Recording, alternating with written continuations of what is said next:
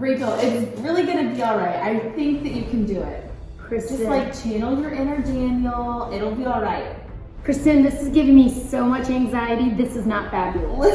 It is. Look at this. There are all these different colors, a big variety. Kristen, it's like any of the stuff that you it's want. like a forest and trees. Exactly. Can I have a Be one cheeseburger? with the tree. No.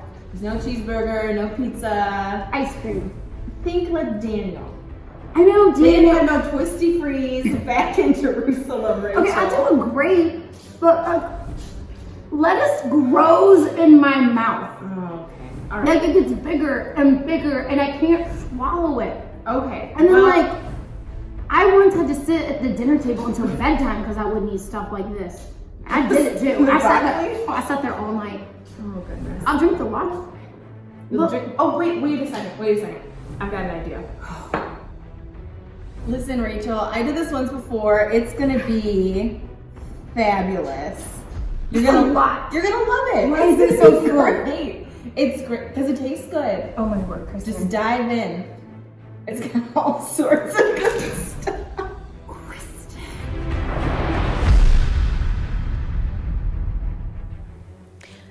It's a true story, boys and girls. I hate vegetables. I hope you eat them. They make you very healthy, and you should eat them. In fact, one time my parents actually said, eat your vegetables or sit at the dinner table until you go to bed. And I literally chose to sit at the table until I went to bed because I hate them. So that is all a true story. And you're probably saying, why did Kristen make me eat vegetables?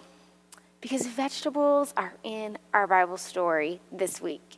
Yes, they are. So here's how it goes. We've been doing the Fab Five. We have been discovering 5 of the prophets of the Old Testament. Now, there's way more than 5 prophets in the Old Testament, but we're just studying 5 of them. And we're on our very last one this week, and it's Daniel.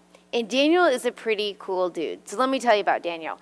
Last week, we left off with the fall of Jerusalem. The city of Jerusalem falls to the king of Babylon. In fact, it was King Nebuchadnezzar. It falls to King Nebuchadnezzar, and the people are taken into what they call exile.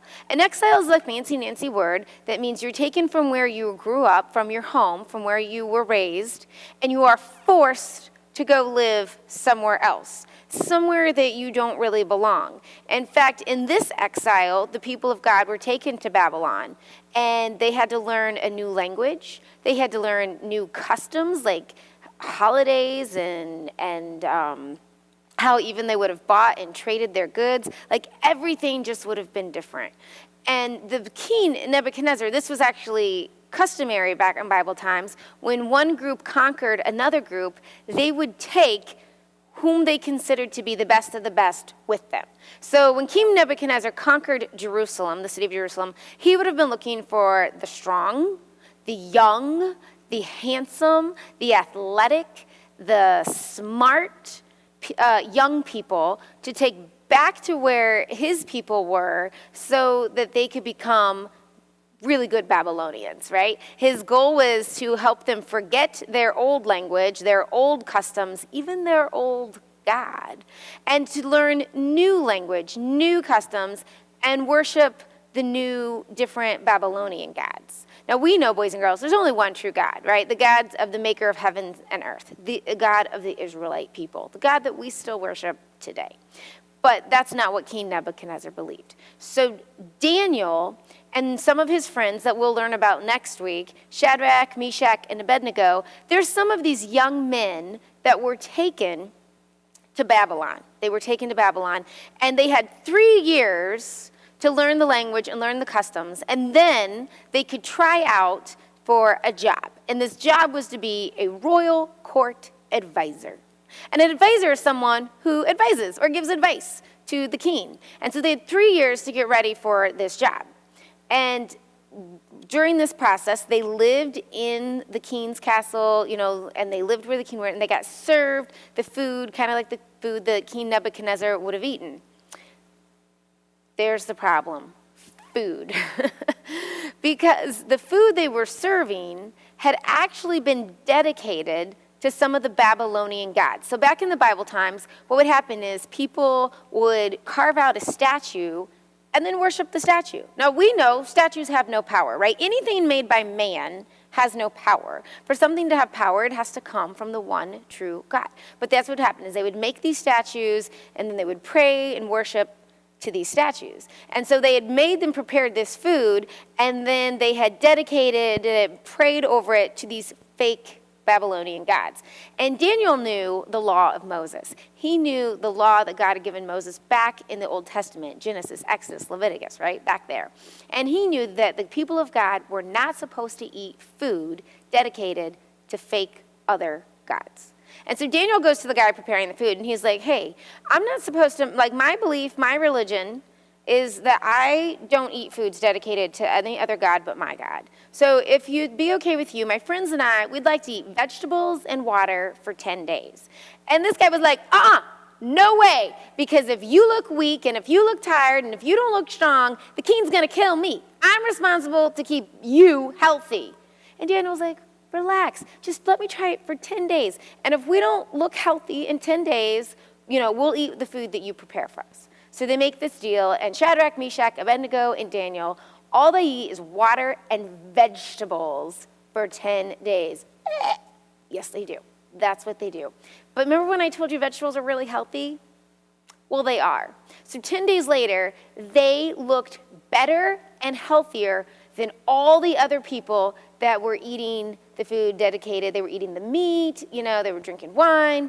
And Daniel and his people, they just had water and vegetables, and they looked better. So the man preparing the food allowed them to keep this arrangement. And for 3 years, 3 long years, no sugar, no carbs, no bread, no meats. All they had, boys and girls, was vegetables. Okay, but that's what they did. And the Bible tells us that at the end of the 3 years, those 4 dudes were like the dream team, and that they answered the questions better and faster and smarter than everybody else, and they got to become some of the Israelites that turned into Babylonian advisors. But they didn't forget their God. And imagine this, boys and girls. There's hundreds of people trying out for this job. You're all in competition with one another, and you choose to be different. That is not common. Like, for most of us, we want to look like everybody else, right? We kind of want to wear the clothes that everyone else is wearing. We want to have the shoes that everyone else is wearing. We want to use the same phrases and words, and they said something cool, so now I want to say something cool. Daniel and his friends were young. They had those pressures too, but they chose to look different because they wanted to follow God more than they wanted to look like everybody else. Okay. So now they're advisors. What happens? King Nebuchadnezzar, he wasn't always the most rational guy. It just happens, right? And so what happens is King Nebuchadnezzar has this dream. And he goes to his advisors and he says, I want you to tell me what my dream means. Oh, and I want you to tell me what my dream was, because I'm not even going to tell you what my dream was. And they were all kind of like, King Nebuchadnezzar, there's no way a man can do what you're asking. No man can tell you what you dreamed in your sleep. It's just not possible. And King Nebuchadnezzar was like, well, if you can't help me, then all of you all are going to die. All the advisors, you're all going to get killed, and I'm going to get all new advisors. Well, Daniel was not there when this was said, but he heard about it. Well, God had given Daniel a very special talent. He could interpret dreams. We find this earlier in the Old Testament with Jacob, with Isaac's son Jacob. He could also interpret dreams. So God gave this talent to Daniel that he could interpret dreams. So he and his friends, they prayed. They stayed up all night long, and they're praying, God, please reveal King Nebuchadnezzar's dream to Daniel so that we will live and not die. And he does. God comes through. So the next day, Daniel goes to King Nebuchadnezzar, and he says to him, I know your dream, and I know what your dream means. But it's not because anything I have done. It's not because of my wisdom. But it is because of the God that I worship, the God that I serve. It is his wisdom. He's the one who has revealed your dream to me. Now, Daniel could have been a little showy here and been like, look how smart I am. Look how cool I am. I know the king's dream. But he doesn't. He points straight to God and says, I know this because of the God that I serve. And so he tells King Nebuchadnezzar, here's your dream, all right? He says, you saw a statue, a big old statue, and the head was made of pure gold. And he said the chest and the arms were made of silver, and the stomach and the thighs were made of bronze, and the legs were made of iron, and the feet were made of clay. And then you saw a big, gigantic rock and a boulder come and smash the feet up, and the whole giant came tumbling down. And he said, here's what your dream means. That the head of gold, it represents your kingdom. And that there'll be lesser kingdoms after you. Like your kingdom is the kingdom of gold, because you have a pretty awesome kingdom, right? But then you have lesser kingdoms like silver and bronze and iron that are going to come after you. But eventually that's all going to be smashed into pieces, and there's going to be one eternal kingdom forever. And that's God's kingdom.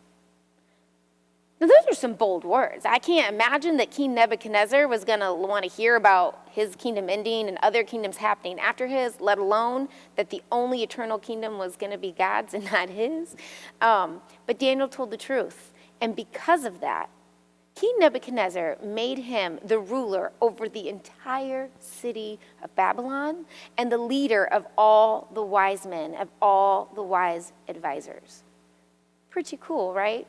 And here's what we can learn from Daniel, because you're probably thinking, Miss Rachel, I'm not going to be into exile. Like, I'm going to stay living with my family. I'm not even going to go anywhere near Babylon. I'm not going to try to learn new customs and a new language and new God. So, like, what does this have to do with me? There is something that has to do with you, and I'm going to show you. Can I get the lights, please? All right, thanks, Kristen. So it is Halloween weekend, right? Got to be a little creepy with the flashlight. Here's how this works, boys and girls. Everybody has God-given talents and God-given abilities. Maybe yours is you're really athletic and you score a lot of goals in soccer, or you're really good at defense, or you play baseball and you score a lot of home runs, or you're a great pitcher. Maybe you're just super smart and you're able to get A's on your tests without even trying too hard. Or maybe you're an artist and you like to draw and paint. Or maybe you're just a really, really kind person and you are kind to everyone and have lots of friends. All of these things are abilities and talents that are given to God. And when people notice our talents and abilities, and they do notice, we can point the light to ourselves and say, thanks, right? I try really hard and I put in a lot of practice and it's all about me. Or we can be like Daniel and say, you know what? I have this ability. Thanks for noticing. It comes from God. And we can point the light onto God. Pretty cool, huh? Now, we might not have a flashlight, we might not have a cross handy, but we do have the ability to not point to ourselves whenever we do something cool, and we can tell people about a God that gave us that ability in the first place. I'll see you in just a second in the studio.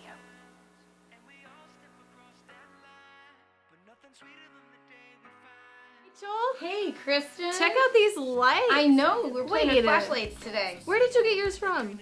Look at mine I had is it in the dope. other room. Well, Kristen, that was the point of the lesson, is That we all get bright lights. no, right? That our light is not supposed to shine on ourselves. It's supposed to shine on God. On God. Yeah, so to help you learn that, I gave you the The dull tiny light. little light. Yeah, the the incandescent Right. lighting, where Old I school. have more like LED, because you want to be able to see my face, or the kids wouldn't know who was talking Right. to them, right? Strangers. Crazy. So what we learned this week, boys and girls, is that everybody has talents and abilities. Yes, you do. Even if you can't think of one at the moment, God gives us all talents and abilities. skills. Even my friend Kristen here, there she There is. we go. But we need to always acknowledge that they come from God.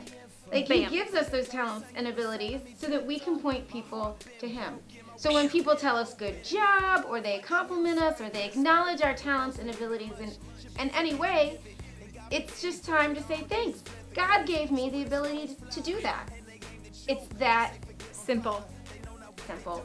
So, boys and girls, moms and dad, here's your challenge. Think about the talents and abilities that you have that people have already acknowledged in your life. And yes, everybody has some. Everybody. Everybody. Everybody. Yep. And make a list. And then just remember, when those things get brought up during the day and during your life, no matter what activity you're doing, that you can point to God. All right, we're out. Sounds good. We out.